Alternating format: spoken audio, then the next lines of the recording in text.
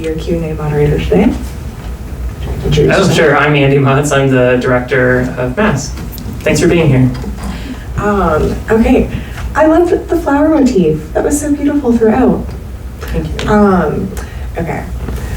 Let's get into it. I was so interested in hearing more about this idea of otherness that kind of came up, especially earlier on when everyone was talking about how, especially as children, the way you viewed each other. And it's like, okay, I knew my friend was effeminate, but I didn't want to associate any sort of negative labels that I've internalized, even as a little kid.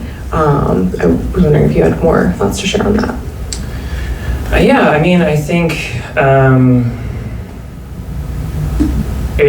otherness is something that we constantly have to push against in our society, and I think it's actually part of kind of redefining masculinity, is like a masculinity that doesn't create others, and maybe a masculinity that's more inclusive and doesn't other people to feel secure about yourself. I think that was a big part, was like this idea of masculine, traditional patriarchal masculinity will often, to feel good about itself, will other people, either that be men who don't fit the mold or women. But I think so it kind of comes up in these people who are living outside of traditional masculinity, of course, were othered and then had to push outside the otherness themselves. Okay. And then another question.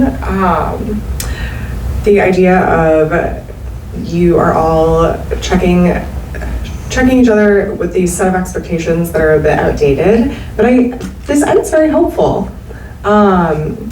Do you have anything else to share about that idea? Like, did that come up throughout all the interviews? Like, I'm very interested in how long each of these interviews was. Yeah, so each of the interviews was like 2 hours. Oh my goodness. Yeah. Okay. So I thought it was gonna be like a short film, and I was like making this sound like it's gonna be a short film with a few, people talking, and I was like, oh, these interviews are lasting a long time, and all of them are fascinating. Yeah. Okay. Did you find that it was really hard to make your cuts, or? Yeah, I mean, it was really hard, I think, to make the cuts, and to also, the biggest struggle in post-production was just to find the structure, because there's not really like, I go to interview my dad, which is kind of like where the film leads to, but it was not shot in chronological order, so it's okay. like, oh, how do we like approach this and discover the structure just with hours of footage? Did you always know you wanted to include home video? No, I did not. So I wasn't even going to be in the movie. I was like, oh my goodness. I was like, count me out. Oh, I'm not going to be in this. And everyone was like, my producer, partner, friends were all like, you should probably be in this. I think because we were editing it. Yeah, we were editing it, and it was not. I mean, no sense happening. Yeah, and I was like, damn it. I really didn't want to. And I hadn't looked at home videos since like I was in them. Like, I really had never gone back and revisited those things. Oh, wow. Okay. And so I did not know what I was going to find. Or what still existed, what was accessible. Yeah. Oh my goodness, did your dad help you get all of those? So it was actually very interesting. Not fun fact, but like my parents, when I was like, I want to use home videos for my documentary, my mom was like, no. And then my dad was like, what are you going to do with them? And I was like, I don't know, because I don't know what's in them. Who knows? He's like, okay, fine. So then they eventually gave me their collection of DVR, VHS, all these different formats, and I had to go try to find these different ways. What a fun scavenger hunt. Yeah. Oh my goodness. Yeah. Did you go through it alone, or did you have any of your crewmates do it, or was this? I did it alone. Yeah, I did share it with my editor, but when I first watched it, I just watched it alone. Yeah. Oh my goodness. And then, of course, I was like, I have to share this. That's when the idea to share it with my friend growing up, because I was like, I want to hear what he's in all these. I want to hear what his thoughts are, Mm-hmm. So. I was so interested when he brought up how your nickname Mandy. Yes. And how it was kind of this like alter ego, and the idea that you were able to express yourself through play as a child so freely, and that's a magical privilege that not every child has. Yeah. Can you expand a little bit more on what that was like? Did your friend have a nickname? No one. So that's an interesting thing. It was a nickname that's like funny, but also like a little othering. For sure. A little othering, but then maybe freeing at times to lean, or like something to explore. Yeah, and I think that was, I mean, it's interesting because that's one thing about my dad is that he was very like comfortable with me being super creative. Like I remember like running around in dresses, pretending to be Snow White, collecting. I was just like, anything. A lot of fathers would be very disturbed or uncomfortable, but I think the guise of play gave me that freedom to express things that were creative, but then also maybe were to do more with my gender or my sexuality, if that makes sense. Where it was like I was able to kind of explore all of it under the guise of creativity. I always think of, I mean, I'm open to hearing otherwise, but I always have thought of like the chicken or the egg question of the like, what do you figure out first, your gender or your sexuality? But I feel like I do find the more stories I hear of people who were able to freely explore as children, it was definitely more of a self-identity, like what is my gender conversation before they had any sort of sexual awakening.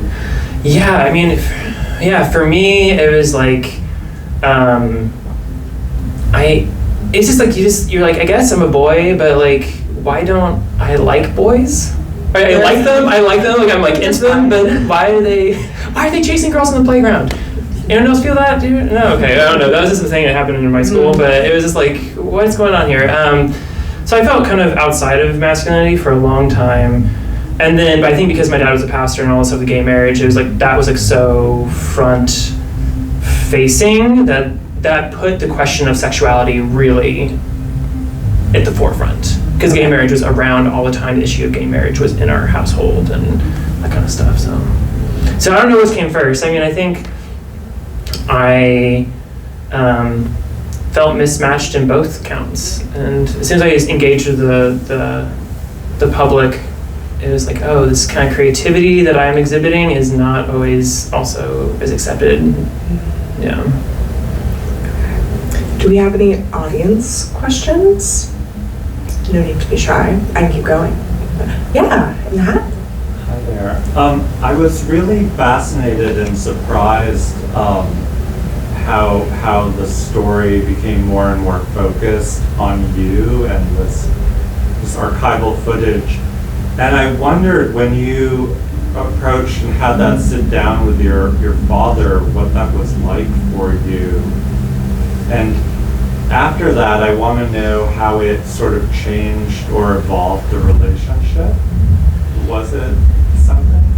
Because there's something about the way your father describes watching you play and sort of what you were alluding to, play these roles and sort of allowing it as like part of your strength, that I feel like, I don't know, it adds this like huge dimension to your father. So I'm just curious. Yeah, I think I've heard this kind of reaction that like some people, when they watch the film and before my dad comes onto the screen, they're expecting someone very different. They're expecting maybe more akin to a fire and brimstone type of character. But my dad is, he's not traditionally masculine either. He's like he's like a very soft-spoken person, and which is so interesting to me. But I think how it changed our relationship, I think it clarified for me the tension that maybe a lot of queer people feel with their parents, that their parents love them dearly and see them, and even appreciate parts of them, but can never fully, but there's a gap that maybe that's really hard to breach when there's a sexuality that they believe is wrong. And I think that's the thing that changed for me, just clarified for me that I saw my dad's care, but I also saw his inability to really talk about sexuality or to be honest about those kind of things, and to change his mind about sexuality still. So I don't know if that answers your question, but it definitely was a terrifying interview, and I came away feeling both grateful and sad.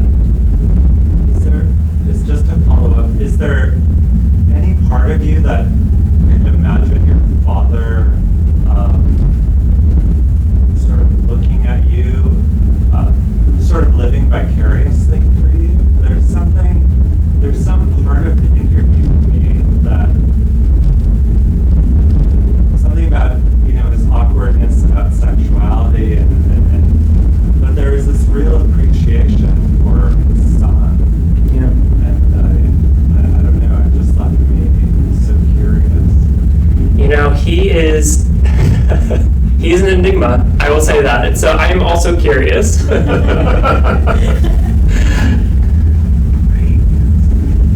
other? Yeah.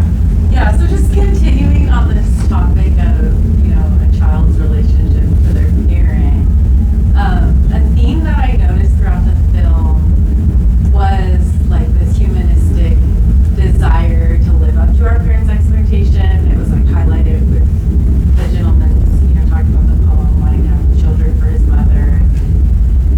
And I was thinking about how the film starts with the different people that you interviewed talking about how a lot of the men talked about seeing masculinities that were diverse, being allowed to express themselves in different ways growing up, which is like juxtaposed to your story of growing up in the church and being gay was seen as something that was really wrong, and that really shaped the church that we were a part of.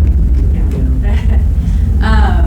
And so I was just wondering, like, on this idea of like wanting to live up to like parental expectations, do you feel like that is one of the reasons, at the end, you kind of leave off with not knowing, where your gender stands, and then David also kind of has that same kind of perspective of like, I don't know where I'm at with my gender, and then we see like other people that they'll talk about like, oh, I'm confident in my gender, I'm confident in my gender, and you think like not being able to discover yourself as a child and be socialized in a certain way, it is one of the reasons why you have, some of like insecurities. Could speak to that. Yeah, I mean, I think for a lot of queer kids who grew up in conservative religious homes, we are just learning to explore ourselves as adults away from our families. A lot of queer people I know, myself included, to fully understand who you are and accept who you are as a human being, it was not an option growing up. And it was not an option, especially someone for like me. I went to like a conservative Christian school where you were like expelled if you were out, or I went to conversion therapy. So it wasn't an option there either. So it's like it just happens. I mean, I think everyone's on this journey of becoming, but I think for queer kids in like conservative religious circles, it can take a while to, I think something that this is not just to queer people, but I think something that conservative religion, evangelicalism does is it separates our minds from our bodies. And I think it can take a long time for our bodies and our minds to come back together again. I guess one last thought on that. One of my chicken scratch notes is just the idea of visibility in relation to living up to expectations that you never consented to wearing. All these expectations that were just bestowed upon you. Okay, one more. What time for one more? Oh, wait, rock, paper, scissors. Well, first and foremost, congratulations. Thanks. Second, I can only expect that in the making of the movie, as you're talking to more people and you're networking, learn a little bit more for yourself in terms of what masculinity really means. So my question is, one is that in that sense, what does masculinity feels authentically you from your perspective, and what do you feel is it kind of more so learned after all of this? So the last part, what is the masculinity that for me specifically, or For you, that is you, That's- authentically you. Yeah. Which part of it is kind of you feel that it's somewhat learned as you go through life and go through your day-to-day? Oh my gosh, that is such a deep question. I'm still working that out in therapy, but I think what feels authentically me is, I guess, right now, and again, I do think this changes, this is going to change, but what feels authentically me is, I think something that really is important is, you can see by my hand gestures, I think authentically me, authentically masculine is the way I move my body can be masculine. the way I choose to move my body, the way that I feel good in my body, can be masculine. And that feels like very something that like I very care deeply about and have like really kind of reclaimed. Something that I'm still like figuring out is just